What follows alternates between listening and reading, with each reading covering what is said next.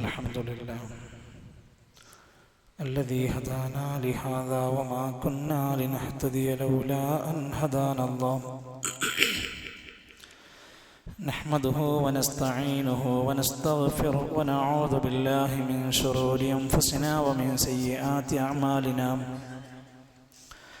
من يهده الله فلا مضل له ومن يضلل فلا هادي له وأشهد أن لا إله إلا الله وحده لا شريك له وأشهد أن محمدا عبده ورسوله أرسله بالهدى ودين الحق ليظهره على الدين كله ولو كره المشركون اللهم صل على محمد وعلى آل محمد كما صليت على إبراهيم وعلى آل إبراهيم إنك حميد مجيد اللهم بارك على محمد وعلى آل محمد كما باركت على إبراهيم وعلى آل إبراهيم إنك حميد مجيد أما بعد فإن خير الكلام كلام الله وخير الهدي هدي محمد صلى الله عليه وسلم وشر الأمور محدثاتها وكل محدثة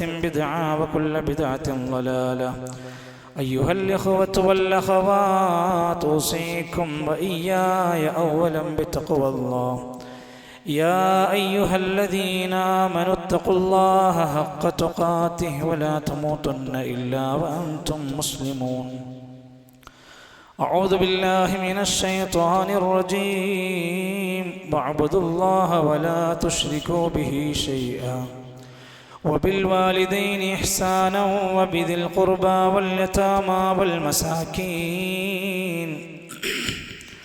والجار ذي القربى والجار الجنب والصاحب بالجنب وابن السبيل وما ملكت أيمانكم إن الله لا يحب من كان مختالا فخورا ബഹുമാന്യരായ സഹോദരങ്ങളെ, സത്യവിശ്വാസികളെ, ലോകരക്ഷിതാവായ റഹ്മുർ-റഹീമീൻ റബ്ബുൽ ആലമീൻ അല്ലാഹുവിൻ്റെ അതിവിശിഷ്ടമായ ഈ ദീനിനെ മനസ്സിലാക്കി പഠിച്ച് പകർത്തി ജീവിതത്തെ ക്രമീകരിക്കാനും ആളിക്കത്തുന്ന നരകത്തിൻ്റെ വിറകാകുന്നതിൽ നിന്ന് ഭയപ്പെട്ടുകൊണ്ട് സകല തിന്മകളിൽ നിന്ന് മാറി ജീവിക്കുവാനും നാം ഓരോരുത്തരും ആത്മാർത്ഥമായി ശ്രമിക്കണമെന്ന് ആമുഖമായി എന്നെയും തുടർന്ന് നിങ്ങളെയും ഓർമ്മപ്പെടുത്തുകയാണ്.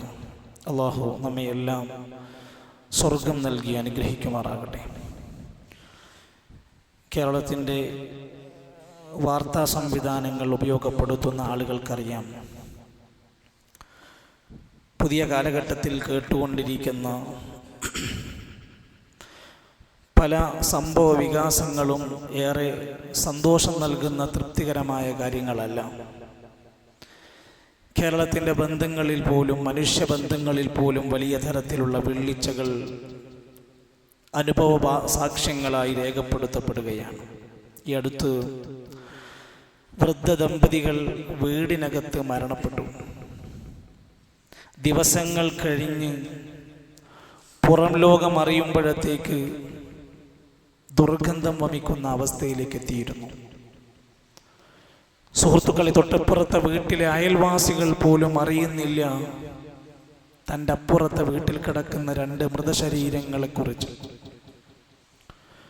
അയൽപക്ക ബന്ധങ്ങൾ പോലും പരസ്പരം അകന്ന ആത്മബന്ധങ്ങൾ നഷ്ടപ്പെട്ടുകൊണ്ടിരിക്കുന്നുണ്ടോ എന്ന് വീണ്ടും വീണ്ടും നമ്മളെ ഓർമ്മപ്പെടുത്തുകയാണ് ഈ സംഭവങ്ങൾ.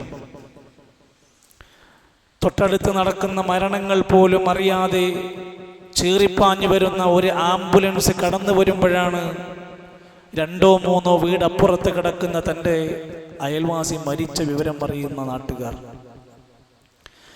ഒരുപാട് പ്രതികളെ പല കുറ്റകൃത്യങ്ങളിൽ പിടിക്കപ്പെടുന്നു. അവസാനം പ്രതി അയൽവാസിയാണ്. ഇങ്ങനെയുള്ള ഒട്ടനേകം സംഭവങ്ങൾ നമ്മുടെ മനസ്സിലേക്ക് ഇട്ടു തരുമ്പോൾ സ്വാഭാവികമായും ദയയുള്ള, കാരുണ്യമുള്ള, അലിവുള്ള മനുഷ്യരെന്ന നിലക്ക് നമ്മൾ ഒരുപാട് കാര്യങ്ങൾ ചിന്തിക്കാനുണ്ട്. നമ്മൾ ഒരിക്കലും മറ്റുള്ളവരെ ആശ്രയിക്കാതെ ജീവിക്കാൻ കഴിയില്ല. നമുക്ക് കുടുംബം വേണം. ഇണകൾ എന്ന ദാമ്പത്യ ജീവിതം വേണം, മക്കൾ വേണം, സുഹൃത്തുക്കൾ വേണം, അയൽവാസികൾ വേണം, നാട്ടുകാർ വേണം. ഇവരിൽ നിന്നെല്ലാം ഒളിച്ചോടി ഒഴിഞ്ഞു മാറി ഒരു ജീവിതം ഒരു സാമൂഹ്യ ജീവിയായ മനുഷ്യന് സാധ്യമല്ല. അതുകൊണ്ട് തന്നെ വിശുദ്ധ ഖുർആൻ ആ ബന്ധങ്ങളെ ഏറ്റവും ചുരുക്കി വിശദീകരിച്ച് മനസ്സിലാക്കി തരികയാണ്. സൂറത്തുൻ നിസാഇന്റെ 36-ാമത്തെ ആയത്തിൽ, വഅബ്ദുല്ലാഹ്, നിങ്ങൾ അല്ലാഹനെ ആരാധിക്കണം, വലാ തുശ്രികൂ ബിഹി ശൈആ, നിങ്ങൾ അല്ലാഹുവിൽ ഒന്നിനോടും പങ്കു ചേർക്കരുത്, വബിൽ വാലിദൈനി ഇഹ്സാനാ, നിങ്ങൾ മാതാപിതാക്കൾക്ക് പുണ്യം ചെയ്യണം. അല്ലാഹുവിനോട് ബന്ധമുണ്ട്, മാതാപിതാക്കൾക്ക് പുണ്യം ചെയ്യാൻ തൊട്ടടുത്ത പദമാണ് പ്രയോഗിച്ചത്. വബിദിൽ ഖുർബാ വൽ യതാമാ വൽ മസാകീൻ, നിങ്ങളുടെ കുടുംബങ്ങൾക്ക് നിങ്ങൾ പുണ്യം ചെയ്യണം, കുടുംബം വേണം. വൽ യതാമാ വൽ മസാകീൻ, യതീമുകളോട് മിസ്കീനുകളോട് നിങ്ങൾ നല്ല രൂപത്തിൽ സഹവസിക്കണം. പിന്നെ പറയാണ് വബിദിൽ ഖുർബാ വൽ യതാമാ വൽ മസാകീൻ എന്ന് പറഞ്ഞിട്ട് വൽ ജാരി ദിൽ ഖുർബാ വൽ ജാരിൽ ജുനുബ്, അയൽവാസികൾ. ഒരൊറ്റ ആയത്തിനകത്താണ് സൂചിപ്പിക്കുന്നത്. മഹാനായ ഇമാം നാസിറുദ്ദീൻ സഅദി റഹ്മത്തുള്ളാഹി അലൈഹി ഈ ആയത്ത് വിശദീകരിച്ചപ്പോൾ പറയാണ്, അയൽവാസി എന്ന് പറഞ്ഞാൽ അതിനെ രണ്ടാക്കിയിട്ടാണ് ഈ ആയത്തിൽ വിശദീകരിച്ചത്. ഒന്ന് വൽ ജാരി ദിൽ ഖുർബാ, നിന്റെ കുടുംബ ബന്ധമുള്ള, നിന്റെ മതത്തിൽപ്പെട്ട നിന്റെ അയൽവാസി. നമ്മുടെ ഉമ്മാന്റെ കുടുംബക്കാര്, നമ്മുടെ ബാപ്പാന്റെ കുടുംബക്കാര്, നമ്മുടെ വിവാഹത്തിലൂടെ നമ്മുടെ പല ബന്ധങ്ങളിലുമുള്ള നമ്മുടെ കുടുംബത്തിൽപ്പെട്ട അയൽവാസികളുണ്ടോ? അവർ നിന്റെ മതത്തിലുള്ളവരാണ്, നിന്റെ കുടുംബത്തിലുള്ളവരാണ്, നിന്റെ അയൽവാസിയാണ്. എന്നിട്ട് അദ്ദേഹം പറയാണ്, അല്ലദീ ലഹു ഹഖാനി, അവർക്ക് രണ്ട് ബാധ്യതകളുണ്ട്. ഹഖുൽ ജിവാർ, അയൽവാസി എന്ന ഒരു ബന്ധമുണ്ട്. വഹഖുൽ ഖറാബ, കുടുംബക്കാരനാണെന്ന ബന്ധവുമുണ്ട്. രണ്ടും അവരോട് തെറ്റുകൂടാതെ സൂക്ഷിക്കണം. കുടുംബക്കാരായ മാത്രമല്ല, അവർ നമ്മുടെ അയൽവാസി കൂടെയാണ്. നമ്മുടെ പെങ്ങൾ നമ്മുടെ തൊട്ടപ്പുറത്തെ വീട്ടിലുണ്ടോ? അവർ നമ്മുടെ അയൽവാസിയാണ്, നമ്മുടെ കുടുംബമാണ്. വൽജാരിൽ ജുനുബി, മറ്റൊരു അയൽവാസിയുണ്ട്, അദ്ദേഹം അകന്ന അയൽവാസിയാണ്. അഥവാ വഹുവ ഹഖുൽ ജിവാർ, കുടുംബക്കാരനൊന്നുമല്ല. ഏതോ മതക്കാരനാവാം, ഏത് നാട്ടുകാരനാവാം, ഏത് ഭാഷക്കാരനാകാം. അന്യനായ ഒരയൽവാസിയുണ്ടോ, അദ്ദേഹത്തിനോട് അയൽവാസി എന്ന ഏറ്റവും നല്ല ഒരു ബന്ധം നിങ്ങൾക്കുണ്ട്.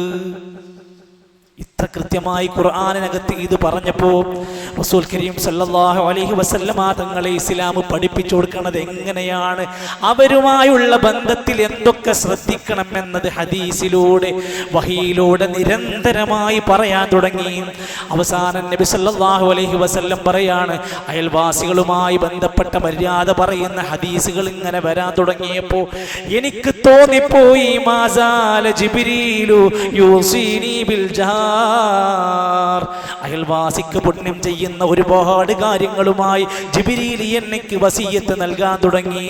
ഹത്താ ളനന്തു അന്നഹു സയുവരിസുഹു, മരിച്ചാല് അയൽവാസിക്ക് അനന്തരാവകാശം കൊടുക്കേണ്ടി വരുമോന്ന് വരെ എനിക്ക് തോന്നിപ്പോയി. അത്രക്കുണ്ടോന്ന് എനിക്ക് തോന്നിപ്പോയി. കേൾക്കണം, നമ്മൾ സംസാരിക്കുന്ന 2024 യുഗത്തിൽ തൊട്ടപ്പുറത്തെ ഇപ്പുറത്തെ 10 വീട്ടുകാരെ വേണമെങ്കിൽ ചേർത്ത് വെച്ചോ, നമ്മളും അവരും തമ്മിൽ എത്രമാത്രം ഗൗരവത്തിലാണ് സൂക്ഷിക്കേണ്ടത് എന്നത് ഈ ഹദീസ് പോരെ. റസൂൽ സല്ലല്ലാഹു അലൈഹി വസല്ലം പറഞ്ഞു, അയാൾക്ക് ഈമാൻ ഉണ്ടെങ്കിൽ അതിന്റെ അടയാളം എന്താ? മൻ കാന യുഅ്മിനു ബില്ലാഹി വൽ യൗമിൽ ആഖിർ, ആരെങ്കിലും അല്ലാഹുവിലും പരലോകത്തിലും വിശ്വസിക്കുന്നുവെങ്കിൽ ഫല്യുകിരിം ജാറഹു, അവന്റെ അയൽവാസിയെ ആദരിക്കട്ടെ. പരസ്പരം വഴക്ക് കൂടി തല്ലുകൂടി ദേഷ്യപ്പെട്ട് ജീവിക്കുന്ന മുഅ്മിനായ മനുഷ്യ, നിന്റെ ഈമാനെ കുറിച്ച് നീ ചിന്തിച്ചു നോക്ക്. ഈമാണ്ടോ, പരലോകബോധമുണ്ടോ, അയൽവാസിക്കൊരു ആദരവ് നൽകുന്നവനായിരിക്കും. നമ്മൾ നമ്മുടെ നാട്ടിലെ നമ്മുടെ കാര്യം ആലോചിച്ച് നോക്കാം. മറ്റു ജില്ലയിലാണ്, മറ്റു പ്രദേശത്താണെന്നൊക്കെ പറഞ്ഞ് നമുക്ക് മാറ്റിവെക്കാം. നമ്മളെങ്ങനെയാണ് ചെറിയ കാരണങ്ങളുടെ പേരിൽ വർഷങ്ങളുടെ പഴക്കമുള്ള പിണക്കങ്ങളുള്ള ഒരു മതിലിനപ്പുറത്തുള്ള വീട്ടുകാരുമായി ബന്ധം വിച്ഛേദിച്ച എത്ര പേരുണ്ടെന്ന് ഈ പള്ളിയിൽ? കാരണങ്ങൾ എന്തുമാവട്ടെ, കാരണങ്ങൾ എന്തോ ആവട്ടെ, ആ പിണക്കങ്ങൾ നിനക്ക് ആരാണ് അനുവദിച്ചു തന്നത്? ശരി, നാവ് കൊണ്ട് നിരന്തരമായി തന്റെ അയൽവാസികളെ ഉപദ്രവിക്കുന്ന എത്ര പേരുണ്ട്? ഒരു സ്വൈര ജീവിതം കൊടുക്കാതെ എത്ര പേര്? നമ്മളെ കുറിച്ച് വിലയിരുത്താനാണ്. ചിലപ്പോൾ തൊട്ടപ്പുറത്തെ വീട്ടിലേക്കൊന്ന് കളിക്കാൻ പോയ നമ്മുടെ മക്കൾ തമ്മിൽ, ചെറിയ പ്രായമുള്ള കുട്ടികൾ തമ്മിൽ ചില അസ്വാരസ്യങ്ങൾ ഉണ്ടായിട്ടുണ്ടാകും. അതിൻ്റെ പേരിൽ മാതാപിതാക്കൾ തമ്മിൽ പിണങ്ങി നടന്ന, അപ്പുറത്തും ഇപ്പുറത്തുമുള്ള ബന്ധങ്ങൾ തമ്മിൽ അടിച്ചു പിരിഞ്ഞ എത്ര വീട്ടുകാരുണ്ട് നമ്മുടെ നാട്ടിൽ? തൊട്ടപ്പുറത്തെ വീട്ടിലേക്ക് കടക്കാൻ ഒരേ ഒരു വഴി ഉണ്ടാവുകയുള്ളൂ, ഒരു മതിൽ. ആ മതിൽ ക്ലോസ് ചെയ്ത, ആ വഴി മുടക്കിയ എത്ര അയൽപക്കങ്ങളുണ്ട് നമുക്ക്? ഒരു വഴി നടത്താൻ പോലും സമ്മതിക്കാത്തവർ. എന്ത് പ്രശ്നമാണ് നമുക്ക് പറയാം? നമ്മുടെ നെഞ്ചത്തു കൂടെ അല്ലല്ലോ ആ അള്ളാഹ് നൽകിയ ഭൂമിയിലൂടെ ഒരു വഴി നടക്കാൻ പോലും വിസമ്മതിച്ചവരില്ലേ നമ്മുടെ നാട്ടിൽ? എന്ന് മാത്രവുമല്ല, ഈ ബന്ധം വലിയ ഊഷ്മളതയുണ്ടാകണം എന്ന് പഠിപ്പിച്ചപ്പോൾ തന്നെ സൂക്ഷ്മത കൂടെ വേണം എന്ന് ഇസ്ലാം പഠിപ്പിച്ചു. ഇന്നെങ്ങനെയെന്നറിയോ? അയൽവാസി ആയെങ്കിൽ പിന്നെ ഏത് സമയത്തും കയറി വരാം, എങ്ങനെ വേണമെങ്കിലും ഇരിക്കാം, എന്ത് വർത്താനം വേണമെങ്കിലും പറയാം. സുഹൃത്തുക്കളെ, മഹ്റമല്ലാത്ത അയൽവാസി മഹ്റമല്ല എന്ന് തന്നെ തിരിച്ചറിയണം. അന്യപുരുഷനെ അന്യപുരുഷനായി കാണണം. അയൽവാസിയാണ്, ശരി, എന്തും കയറാം, എപ്പോഴും വരാം, എങ്ങനെയും സംസാരിക്കാം എന്നുണ്ടോ? എത്രയെത്ര പ്രശ്നങ്ങൾ നമ്മൾ കേട്ടുകൊണ്ടിരിക്കുന്നു. സ്വന്തം തൊട്ടപ്പുറത്തുള്ള അയൽപക്ക ബന്ധങ്ങൾ ഉണ്ടാകുന്ന തെറ്റായ സംസാര രീതികൾ കണ്ട് കുടുംബ ബന്ധങ്ങൾ പ്രശ്നമായി മാറിയ എത്ര സംഭവങ്ങളുണ്ട്. അയൽപക്ക ബന്ധങ്ങളിലെ അവിഹിതങ്ങൾ കാരണം കൊണ്ട് നാറിയ ജീവിതങ്ങൾ എത്ര നാട്ടിൽ നമ്മൾ കേട്ടുകൊണ്ടിരിക്കുന്നു. അല്ലാഹുവിന്റെ റസൂൽ സല്ലല്ലാഹു അലൈഹി വസല്ലം പറഞ്ഞു, ഗൗരവമാണ്, സാധാ സംഭവമായി നിങ്ങൾ കാണരുത്.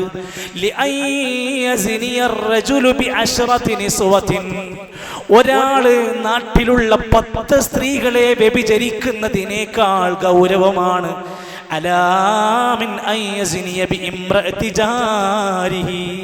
തന്റെ അയൽവാസിയായ ഒരു സ്ത്രീയെ വ്യഭിചരിക്കുക എന്നത് മറ്റു 10 ആളുകളെ ചെയ്യുന്നതിനേക്കാൾ ഗൗരവം വർദ്ധിക്കുകയാണ്. ഹദീസിൽ അടുത്തത് കാണാം, മറ്റു 10 വീടുകളിൽ മോഷ്ടിക്കുന്നതിനേക്കാൾ ഗൗരവമാണ് അയൽവാസിന്റെ വീട്ടിൽ നിന്ന് എന്തെങ്കിലും ഒന്ന് മോഷ്ടിക്കൽ. ഇതെത്ര ഗൗരവത്തോടെ ആയിരിക്കണം. ഹദീസിൽ ഇത് വന്നപ്പോൾ ഇസ്ലാം അതിനെങ്ങനെയാ കാണുന്നത്? പരലോക വിജയത്തിന് ഈമാൻ അത്യാവശ്യമാണ്. മുഅ്മിനാകാതെ പരലോകത്ത് ജയിക്കാൻ പറ്റൂല.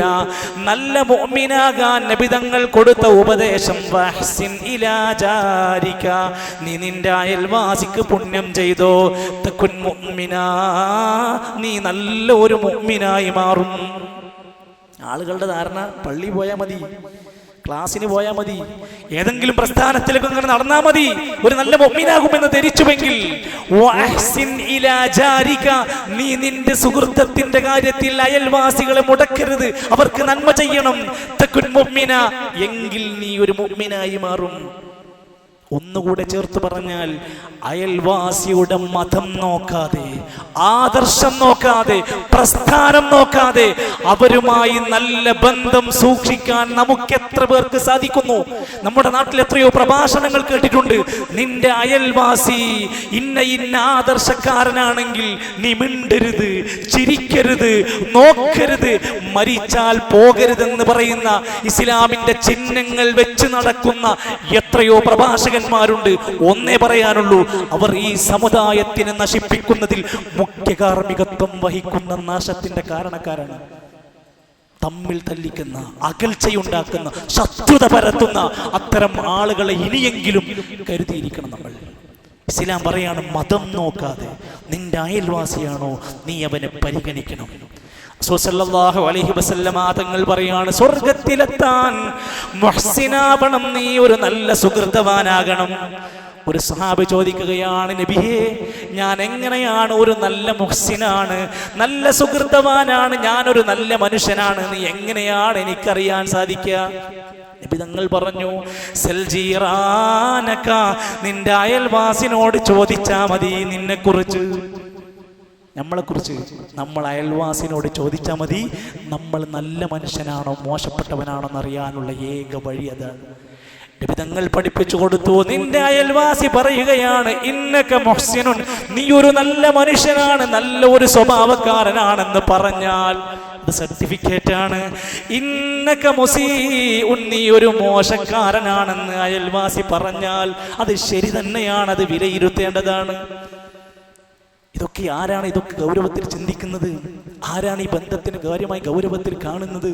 മഹാനായ അബൂദർ അൽ-ഗിഫാരി റളിയല്ലാഹു അൻഹു സഹാബി വര്യനാണ്.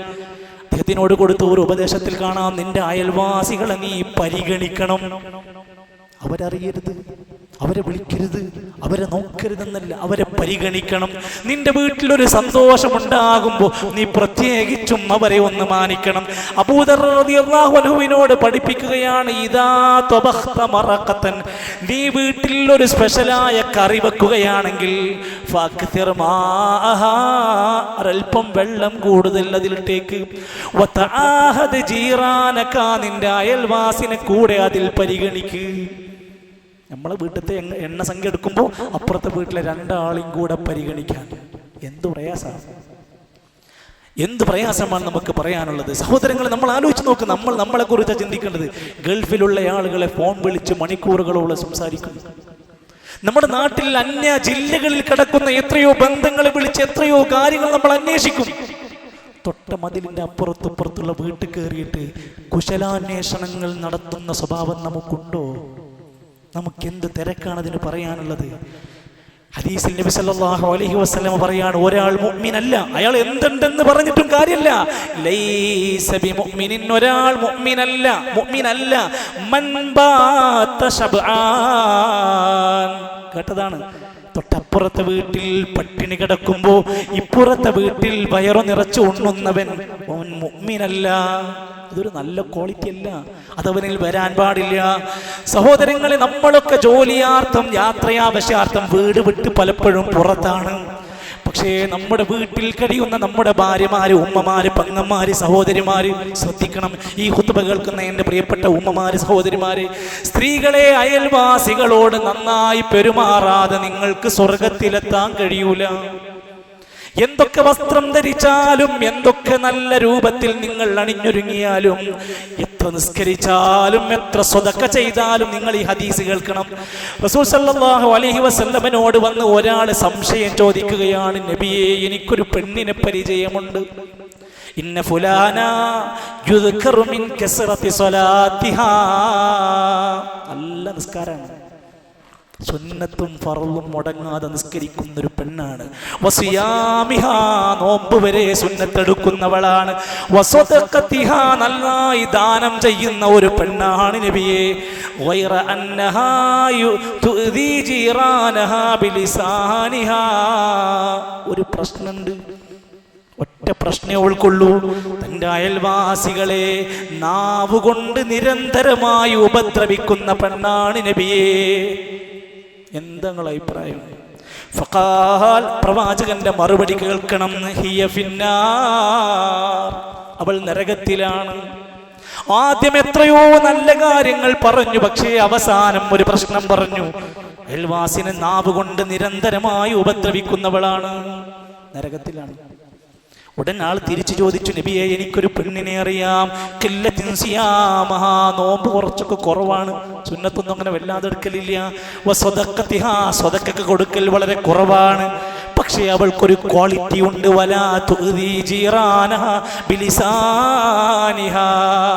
ഒരിക്കലും തൻ്റെ അയൽവാസികളുമായി നാവ് കൊണ്ടൊരു ഉപദ്രവം പോലും ചെയ്യാത്തൊരു നല്ല ഒരു പെണ്ണുണ്ട് നബിയേ. ഫഖാൽ, നബി തങ്ങൾ പറഞ്ഞു, ഹിയ ഫിൽ ജന്ന, അവൾ സ്വർഗത്തിലാണ്, അവൾ സ്വർഗത്തിലാണ്.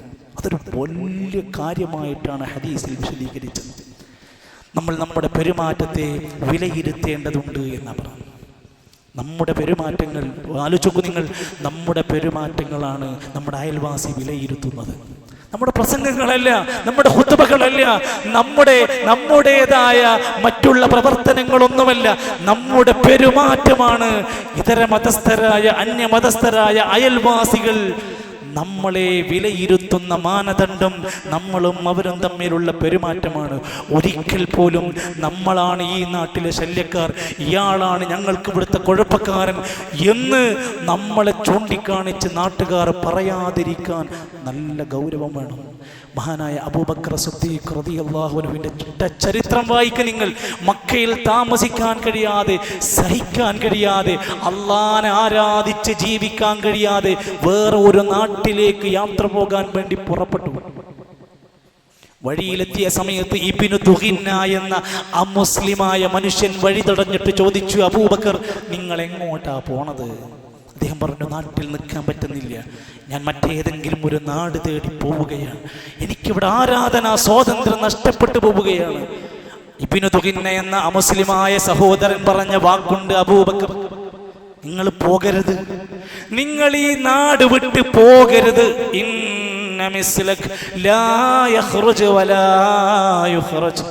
നിങ്ങളെപ്പോലെയുള്ള മനുഷ്യർ നാട് വിട്ടു പോകാൻ പാടില്ല.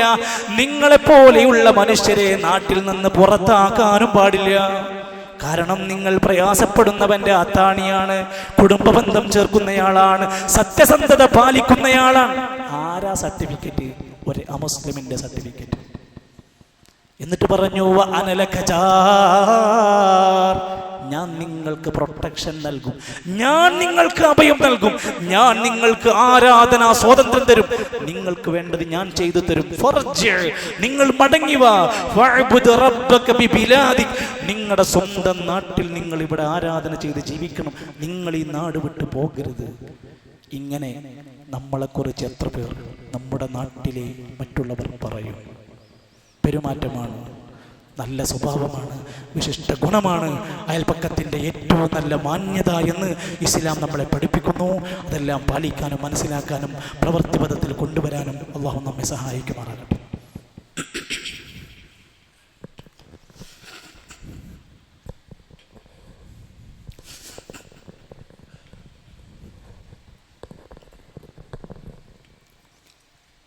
അൽഹംദുലില്ലാഹി റബ്ബിൽ ആലമീൻ والعاقبة للمتقين ولا عدوان إلا على الظالمين والصلاة والسلام على رسوله الأمين وعلى آله وصحبه أجمعين. أيها الأخوة والأخوات أوصيكم وإياي ثانيا بتقوى الله. അള്ളാഹുവിനെ സൂക്ഷിച്ച് ഇസ്ലാമിക അധ്യാപനങ്ങൾ പാലിച്ച് മനസ്സിലാക്കി ജീവിക്കാൻ നമ്മൾ ഓരോരുത്തരും ശ്രമിക്കണേ എന്ന് ഓർമ്മപ്പെടുത്തുകയാണ്. ഒരിക്കൽ കൂടി വസിയത്ത് നൽകുകയാണ്. അള്ളാഹു നമ്മെ സഹായിക്കുമാറാകട്ടെ. സഹോദരങ്ങളെ, വിശുദ്ധ ഖുർആനിലൂടെ അള്ളാഹു തആല പറയുന്നുണ്ട്, നിങ്ങൾ നിങ്ങളെയും നിങ്ങളുടെ കുടുംബത്തെയും നരകത്തിൽ നിന്ന് രക്ഷിക്കണം. ആളിക്കത്തുന്ന നരകത്തിൽ മനുഷ്യരെയും കല്ലുകളെയുമാണ് കത്തിക്കുന്നത്. ആ നരകത്തിൻ്റെ മാലാഖമാർ പരുക്കൻ സ്വഭാവികളായ, ഒരു അലിവ് തോന്നാത്ത, ദയ തോന്നാത്ത മലക്കുകളാണ്. അതുകൊണ്ട് നിങ്ങൾ നിങ്ങളെയും നിങ്ങളുടെ കുടുംബത്തെയും മക്കളെയും ഇണകളെയും എല്ലാം നരകത്തിൽ നിന്ന് രക്ഷപ്പെടുത്താൻ ശ്രമിക്കണേ എന്ന ആയത്ത് സൂറത്തു തഹരീമിലൂടെ വന്നപ്പോൾ മഹാനായ അലി ഇബ്നു അബീ ത്വാലിബ് റളിയല്ലാഹു അൻഹു അതിന്റെ വിശദീകരണം പറയുന്നുണ്ട്. നിങ്ങളുടെ കുടുംബത്തെ നരകത്തിൽ നിന്ന് രക്ഷിക്കുക എന്ന് പറഞ്ഞാൽ അതിനർത്ഥം അദ്ദിബൂഹും വഅല്ലിമൂഹും, കുടുംബങ്ങൾക്ക് അദബ് പഠിപ്പിക്കലാണ്, കുടുംബങ്ങൾക്ക് ഇൽമ് പഠിപ്പിക്കലാണ് പ്രധാനം. നരകത്തിൽ നിന്ന് രക്ഷപ്പെടണോ? കുടുംബത്തിൽ അദബ് ഉണ്ടാകണം, ഇൽമുള്ളവരായി അവർ മാറണം. മഹാന്മാരായ ഉലമാക്കന്മാർ രേഖപ്പെടുത്തുകയാണ്, അബൂ സക്കരിയ്യൽ അംബരി റഹിമഹുല്ലയെ പോലെയുള്ള മഹാവിജ്ഞാന പണ്ഡിതന്മാർ പറയാൻ, ഇൽമും ബിലാ അദബിൻ കനാരിൻ ബിലാ ഹതബിൻ.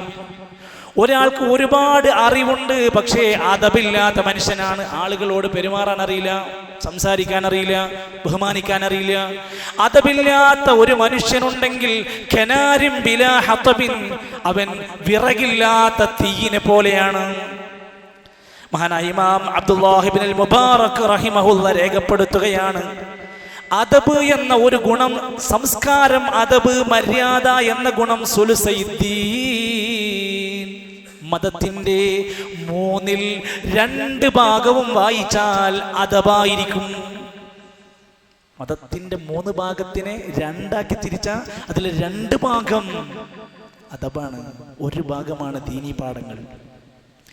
അദ്ദേഹത്തിന്റെ ജീവിതത്തിന്റെ അനുഭവം പറയാണ്, ഞാൻ ഒരുപാട് കാലം അറിവ് പഠിക്കാൻ പോയിട്ടുണ്ട്, പക്ഷേ ഞാൻ 30 കൊല്ലം പഠിച്ചത് അദബാണ്. പള്ളിയിലെ മര്യാദ എന്ത്, മുതിർന്നവരോടുള്ള മര്യാദ എന്ത്, വീട്ടുകാരോടുള്ള മര്യാദ എന്ത്, വഴിയിലുള്ള ഞാൻ ചെയ്യേണ്ടുന്ന അദബുകൾ എന്ത്. 30 വർഷം ഞാൻ പഠിച്ചത് അദബാണ്. ഞാൻ ഇൽമായ കാര്യങ്ങൾ പഠിച്ചത് 20 സന, 20 കൊല്ലമാണ്. കൂടുതൽ പഠിച്ചത് അദബാണ്. അലി ഇബ്നു അബീ ത്വാലിബ് റളിയല്ലാഹു അൻഹു പറയുന്നുണ്ട്, ലൈസൽ യതീമുല്ലദീ ഖദ് മാത വാലിദുഹു. നമ്മളൊരാളെ കുറിച്ച് പറയും അയാൾ യതീമാണ്. എന്താ യതീമാന്ന് പറഞ്ഞാൽ? അലി റളിയല്ലാഹു അൻഹു പറയാണ്, വാപ്പയോ ഉമ്മയോ മരിച്ചതിന്റെ പേരിലല്ല ഒരാളെ യതീം എന്ന് പറയേണ്ടത്. ഇന്നൽ യതീമ യതീമുൽ ഇൽമി വൽ അദബി. ഇൽമുല്ല അദബുല്ലാത്ത ഒരാളെ കുട്ടിയെ കണ്ടാൽ അവനെയാണ് നീ സത്യത്തിൽ യതീം എന്ന് പറയേണ്ടത്. അനാഥനായത് അവനാണ്. അത്തരം ആളുകൾ ഉണ്ടാകാതിരിക്കണമെന്ന് കുട്ടികളുടെ മനഃശാസ്ത്ര ഭൂമിക പഠിക്കുന്ന സൈക്കോ ഫിസിയോളജിയിൽ ആധുനികരായ മുസ്ലിം ലോകത്തെ പണ്ഡിതന്മാർ പറയുന്നുണ്ട്, നിങ്ങൾക്ക് മക്കളുണ്ടെങ്കിൽ നിങ്ങൾ അവരുടെ പ്രായത്തെ പരിഗണിച്ച് വളർത്താൻ ശ്രദ്ധിക്കണം. എന്നിട്ട് അദ്ദേഹം ഉലമാക്കന്മാർ പറയാണ്, ഒരു പൊതു ഖാഇദ പഠിപ്പിക്കുകയാണ്, ലാഇബുഹു സബ്അൻ. 1 വയസ്സ് മുതൽ 7 വയസ്സ് വരെയുള്ള കുട്ടികളെ നിങ്ങൾ കളിപ്പിക്കണം. കളിയിലൂടെ പലതും അവർ പഠിക്കും. അവരുടെ കളിപ്രായമാണെന്ന് നീ മനസ്സിലാക്കണം. 7ാമത്തെ വയസ്സ് മുതൽ 14ാമത്തെ വയസ്സ് വരെ അദ്ദിബുഹു സബ്അൻ, അദബ് പഠിപ്പിക്കണം. ഭക്ഷണം കഴിക്കുമ്പോഴുള്ള മര്യാദ, വീട്ടിൽ കയറുമ്പോഴുള്ള മര്യാദ, ടോയ്ലറ്റിന്റെ മര്യാദ, ഡ്രസ്സ് ധരിക്കുമ്പോൾ, മുടി വെട്ടുമ്പോഴുള്ള മര്യാദ എന്നാ പഠിപ്പിക്കേണ്ടത്? +2 കഴിയുമ്പോഴല്ല. 7 വയസ്സ് മുതൽ 14 വയസ്സ് വരെ അതിൻ്റെ സമയമാണ്. 14 മുതൽ 21 വയസ്സ് വരെ സ്വാഹിബുഹു സബ്അൻ, ഒരു സുഹൃത്തിനെ പോലെ നീ ഒന്ന് പെരുമാറിക്കൊടുത്താൽ മതി, നിന്റെ കുട്ടി നന്നാവും. സഹോദരങ്ങളെ, ഈ 7 വയസ്സ് മുതൽ 14 വയസ്സ് വരെയുള്ള സുദീർഘമായ ഈ ഒരു കാലഘട്ടത്തിലാണ് നമ്മുടെ മക്കൾക്ക് ദീനിന്റെ അദബിന്റെ കാര്യങ്ങൾ കൃത്യമായി ലഭിക്കേണ്ടത്. നമ്മളൊക്കെ നമ്മുടെ കുട്ടികളുടെ A+കളിൽ രോമാഞ്ചം കൊണ്ടവരാണ്. മറ്റുള്ളവരുടെ A+കൾ കണ്ട് സന്തോഷം കൊണ്ടവരാണ്. വേണ്ടത് തന്നെയാണ്. നമ്മുടെ കുട്ടി 5 നേരം പള്ളിയിൽ പോകുന്നതിന് എപ്പോഴെങ്കിലും നമുക്കൊരു സന്തോഷം തോന്നിയിട്ടുണ്ടോ? നമ്മുടെ കുട്ടി ഒരു മീൻ മുള്ളെടുത്തുകൊണ്ടൊരു വിശക്കുന്ന പൂച്ചക്കുട്ടിക്ക് ഇട്ടുകൊടുക്കുമ്പോൾ നമുക്കൊരു കുളിര് തോന്നുന്നുണ്ടോ? ദാഹിച്ചു വലഞ്ഞ ഒരാൾക്ക് ഒരു കുപ്പി വെള്ളം കൊടുക്കുന്ന ഒരു നന്മയുള്ള നമ്മുടെ കുട്ടിയുടെ കാര്യത്തിൽ നമുക്ക് എപ്പോഴെങ്കിലും സന്തോഷമോ ഒരു അവാർഡോ നമ്മൾ നൽകാറുണ്ടോ?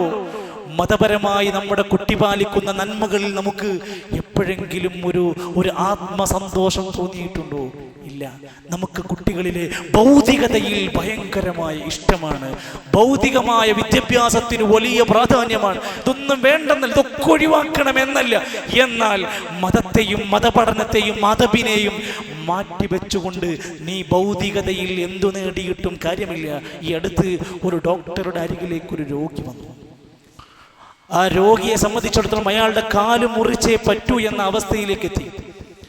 അവസാനം തീരുമാനിച്ചു, പൈസ അടച്ച് സർജറിക്ക് റെഡിയായി നിൽക്കുന്നതിനിടയിൽ രോഗി മരണപ്പെട്ടു. പക്ഷെ കാല് മുറിച്ചിട്ടില്ല.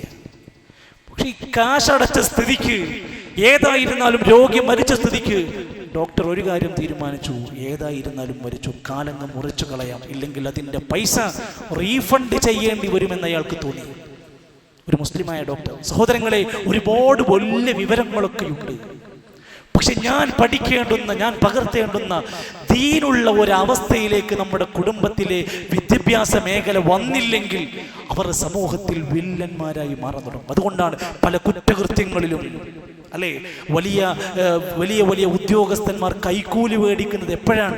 അയാൾക്കതിൻ്റെ ദീൻ അറിയാത്തത് കൊണ്ടാണ്. ചെറിയ ചെറിയ കാര്യങ്ങൾക്ക് വേണ്ടി കൈക്കൂലി ചോദിച്ച് നടന്ന് ഭീഷണിപ്പെടുത്തുന്ന വില്ലേജിലെ പഞ്ചായത്തിലെ ചെറിയ ചെറിയ ഉദ്യോഗസ്ഥന്മാർ വരെ, അവർക്കതിൻ്റെ എത്ര വലിയ ശമ്പളമുണ്ടെങ്കിലും ഈ സുഖം കിട്ടി ആസ്വദിക്കുന്നവർക്ക് ഒന്നേ മനസ്സിലാക്കാനുള്ളൂ, എനിക്കെൻ്റെ ഹറാമായ സമ്പത്ത്. ഇത് പഠിക്കാത്തവരുടെ കുറിച്ചുള്ള വലിയ അപകടങ്ങൾ തിരിച്ചറിഞ്ഞുകൊണ്ടാണ് മദ്രസാ വിദ്യാഭ്യാസം നമ്മുടെ നാട്ടിൽ വ്യവസ്ഥാപിതമായി നടക്കുന്നത്. സ്കൂളിൻ്റെ പഠനത്തിനെ ബാധിക്കാത്ത രൂപത്തിൽ നമ്മുടെ ചക്കരക്കൽ സലഫി മസ്ജിദിന്റെ കീഴിൽ മദ്രസ അഡ്മിഷൻ പ്രൊസീജിയറുകൾ ആരംഭിച്ചു കഴിഞ്ഞു. ഇനിയും ആ രംഗത്ത് മദ്രസാ വിദ്യാഭ്യാസത്തിന് യാതൊരു പരിഗണനയും നൽകാത്ത ആരെങ്കിലും ഉണ്ടെങ്കിൽ നിങ്ങൾക്ക് ഏറ്റവും നല്ല അവസരമാണ് ലഭിച്ചിരിക്കുന്നത്. KG മുതൽ 6ാം ക്ലാസ് വരെ നിങ്ങളുടെ മക്കളുടെ പഠനത്തിന്റെ കാര്യത്തിൽ അൽഹംദുലില്ലാ നമ്മുടെ മദ്രസ മുന്നോട്ട് പോയിക്കൊണ്ടിരിക്കുകയാണ്. ഓർമ്മപ്പെടുത്തുകയാണ്, ടീച്ചർമാർ തന്നെ വീട്ടിൽ അന്തരീക്ഷം പോലെ, ഒരു ഉമ്മമാരുടെ സ്നേഹവാത്സല്യത്തെ പോലെ നമ്മുടെ ടീച്ചർമാർ അവരെ മക്കളെ നന്നായി കൃത്യമായി കൊണ്ട് തർബിയത്ത് നടത്തിക്കൊണ്ടിരിക്കുക. നിങ്ങൾ അടുത്തറിയണം, അതിൻ്റെ അഡ്മിഷനുമായി ബന്ധപ്പെട്ട കാര്യങ്ങൾ അന്വേഷിക്കണം, പഠിക്കണമെന്നാണ് സൂചിപ്പിക്കുന്നത്. അതോടൊപ്പം തന്നെ ഒരു പുതിയ ക്ലാസ് റൂമും ഒരുപാട് മെയിൻ്റനൻസ് വർക്കുകൾ നമുക്ക് വളരെ അത്യാവശ്യമായി വന്നിരിക്കുകയാണ്. ഒരു 30,000 രൂപയുണ്ടെങ്കിൽ അൽഹംദുലില്ലാ നമുക്കത് തീർക്കാൻ സാധിക്കും. ഒരു പക്ഷേ ഇന്ന് ഈ പള്ളിയിൽ ഒരുമിച്ച് കൂടിയ നമ്മളെല്ലാവരും ഇന്നൊരൊറ്റ മണിക്കൂർ കൊണ്ട് തീരുമാനിച്ചാൽ നടക്കാവുന്നതേയുള്ളൂ. അൽഹംദുലില്ലാ, ഞാൻ അറിഞ്ഞുകൊണ്ട് തന്നെയാ പറയുന്നത്. ദീന് പഠിക്കുന്ന, ഖുർആൻ ഓതി പഠിക്കുന്ന, നിസ്കാരം പഠിക്കുന്ന നമ്മുടെ കുട്ടികൾക്ക് നമ്മൾ നൽകുന്നതൊന്നും ചെറുതല്ല എന്ന താല്പര്യത്തോടെ ഇന്ന് ആ വിഷയത്തിൽ നമ്മൾ എല്ലാവരും സഹകരിക്കണം എന്നുകൂടെ സൂചിപ്പിക്കുകയാണ്. മറ്റൊരു 2 സന്തോഷ വാർത്തകൾ രേഖപ്പെടുത്താൻ കൂടെ ഞാൻ ആഗ്രഹിക്കുകയാണ്. നമ്മുടെ പള്ളിയിലെ ഇമാമിൻ്റെ വീടുമായി ബന്ധപ്പെട്ട ചില ചർച്ചകൾ റമദാനിൽ നമ്മൾ നടത്തിയിരുന്നു. 7 ലക്ഷം രൂപ നമുക്ക് അതിന് അത്യാവശ്യമായി വന്നിരുന്നു. അൽഹംദുലില്ലാ, റമദാൻ പൂർത്തിയാക്കുമ്പോൾ തന്നെ ആ ഫണ്ട് മുഴുവനായി നമ്മളെല്ലാവരും കൂടെ ഒന്ന് ഒത്തുപിടിച്ചപ്പോൾ അൽഹംദുലില്ലാ അൽഹംദുലില്ലാ നമുക്കത് സാധിച്ചിട്ടുണ്ട്. സഹകരിച്ച എല്ലാവർക്കും വലിയ നന്മയും പ്രതിഫലവും അല്ലാഹു നൽകുമാറാകട്ടെ. അതോടൊപ്പം നമ്മുടെ പള്ളിയിലെ ഇവിടുത്തെ പ്രവർത്തനങ്ങൾ വിലയിരുത്തുന്ന ഹുതുബയൊക്കെ കേൾക്കാറുള്ള ഒരു സഹോദരൻ ഫിൻലാൻഡിൽ നിന്ന് അദ്ദേഹം ഒരു സന്തോഷ വാർത്ത അറിയിച്ചു. നമ്മുടെ പള്ളിയുടെ കറണ്ട് ബില്ലുമായി ബന്ധപ്പെട്ട ചെലവുകൾ എത്രയാണെങ്കിലും ഞാനത് നൽകിക്കോളാം എന്ന് ഒരു സഹോദരൻ ഏറ്റെടുത്തിട്ടുണ്ട്. അല്ലാഹു ആ കുടുംബത്തിനും ആ വ്യക്തിക്കും അദ്ദേഹത്തിൻ്റെ സകല മേഖലകളിലും അല്ലാഹു ബറക്കത്ത് നൽകുമാറാകട്ടെ. അല്ലാഹു നമ്മുടെ എല്ലാവരുടെയും നന്മകൾ സ്വീകരിക്കുമാറാകട്ടെ. ഒരുപാട് സഹോദരങ്ങൾ രോഗവുമായി ബന്ധപ്പെട്ട പ്രയാസങ്ങൾ പങ്കുവച്ചിട്ടുണ്ട്. ഒരു സഹോദരി നമ്മുടെ പരിസരത്തുള്ള ക്യാൻസർ രോഗബാധിച്ച് ചികിത്സയിലാണ്. അല്ലാഹു ആ സഹോദരിക്ക് സമ്പൂർണ്ണമായ ശിഫ നൽകുമാറാകട്ടെ. ഒരുപാട് സഹോദരങ്ങൾ അവരുടെ പ്രത്യേകമായ രോഗപ്രയാസങ്ങൾ വിശദീകരിച്ചിട്ടുണ്ട്. എല്ലാവരെയും പേരെടുത്ത് പറയുക പ്രയാസവുമാണ്. അത്തരത്തിൽ ദുആ കൊണ്ട് വസിയത്ത് പറഞ്ഞ നമ്മുടെ എല്ലാ സഹോദരങ്ങൾക്കും അല്ലാഹു ഏറ്റവും വേഗത്തിൽ പൂർണ്ണമായ ശിഫ പ്രദാനം ചെയ്യുമാറാകട്ടെ. നമ്മിൽ നിന്ന് മരണപ്പെട്ടു പോയവർക്കെല്ലാം അല്ലാഹു മഗ്ഫിറത്തും റഹ്മത്തും നൽകുമാറാകട്ടെ. നമ്മുടെ മാതാപിതാക്കൾക്ക് അല്ലാഹു ദീർഘായുസ്സുള്ള ആരോഗ്യം, ആഫിയത്ത് അല്ലാഹു പ്രദാനം ചെയ്യുമാറാകട്ടെ. അല്ലാഹുവേ, ഞങ്ങളുടെ മക്കളെ സ്വാലിഹീങ്ങളായ മക്കളാക്കി നീ അനുഗ്രഹിക്കണമേ. അല്ലാഹുവേ, ഞങ്ങളുടെ രാജ്യത്ത് നിർഭയത്തോടെ ജീവിക്കാനുള്ള സമാധാന അന്തരീക്ഷം ഞങ്ങൾക്ക് നീ നൽകണമേ. അല്ലാഹുവേ, ഞങ്ങളുടെ നാട്ടിൽ നല്ല സമൃദ്ധമായ മഴയെ ഞങ്ങൾക്ക് ഇനിയും നൽകണമേ റഹ്മാനെ. അല്ലാഹുമ്മ അസ്ഖിനാ അല്ലാഹുമ്മ അഖിസ്ന അല്ലാഹുമ്മ അസ്ഖിനാ ഗൈസൻ മുഗീസ. അല്ലാഹുവേ, ഞങ്ങളിൽ ഏറ്റവും വലിയ ഖൈറും ബറകാത്തുകളും എല്ലാം ഞങ്ങൾക്ക് നീ നൽകണമേ. അല്ലാഹുമ്മ ഗഫിർ ലിൽ മുഅ്മിനീന വൽ മുഅ്മിനാത്ത് വൽ മുസ്ലിമീന വൽ മുസ്ലിമാത്ത് അൽ അഹ്യാഇ മിൻഹും വൽ അംവാത്ത്. അല്ലാഹുമ്മ അജിർനാ മിനൻ നാർ അല്ലാഹുമ്മ അജിർനാ മിനൻ നാർ അല്ലാഹുമ്മ അജിർനാ മിനൻ നാർ. റബ്ബനാ ലാ തുഖ്സിനാ യൗമൽ ഖിയാമ. റബ്ബനാ തഖബ്ബൽ മിന്നാ ഇന്നക അൻതസ് സമീഉൽ അലീം വതുബ് അലൈനാ ഇന്നക അൻതത് തവ്വാബുർ റഹീം. റബ്ബനാ തവഫനാ മുസ്ലിമീൻ والحقنا بالصالحين وصلى الله على نبينا محمد والحمد لله رب العالمين.